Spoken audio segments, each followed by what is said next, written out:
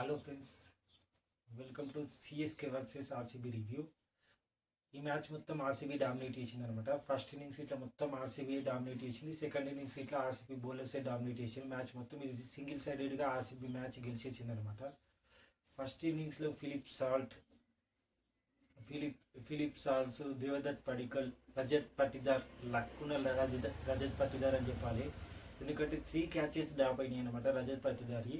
అతను మాత్రం తనలో కాన్ఫిడెన్స్ అయితే కోల్పోలేదు. క్యాచ్లు మిస్ అవుతున్నా కానీ ఆ ఇంటెంట్ మాత్రం చూపించింది అనమాట. సిక్స్లు కొట్టాలి, ఎటువంటి హిట్టింగ్ చేయాలనే ఇంటెంట్తో అతను అలా ఇన్స్పిరేషన్ హిట్టింగ్ అనే ఆలోచన వాళ్ళ మైండ్లో ఉందన్నమాట.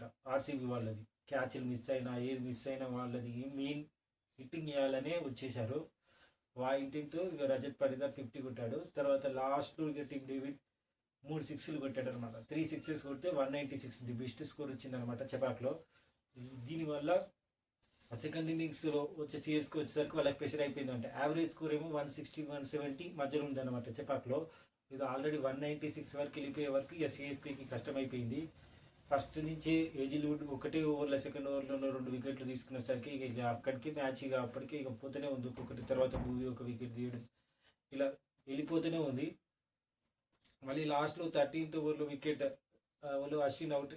అది 13th ఓవర్లో ధోని వస్తాడు అనుకుంటే ధోని కాకుండా అశ్విన్ వచ్చినప్పుడే ఇక అప్పుడే మ్యాచ్ అయిపోయింది. ఇక అప్పుడే మొత్తం వదిలిపెట్టేసిన అంటే అయిపోయింది. ఒకవేళ 13th ఓవర్లో ధోని కనుక వచ్చి షార్ట్స్ ఏమైనా ఆడుంటే మన దగ్గర దాకా వచ్చి ఒకవేళ సిక్సెస్ ఆ ఇంటెంట్ చూపిస్తే సింగిల్స్ తీయకుండా సిక్సెస్ ఇంటెన్స్తో వచ్చి 6లు 4లు కొడితే మన దగ్గర దాకా వచ్చి గెలిచే ఛాన్సెస్ ఉండు సిఎస్కేకి. కానీ అశ్విన్ రావడంతో ఇటు జడేజా ఉండు.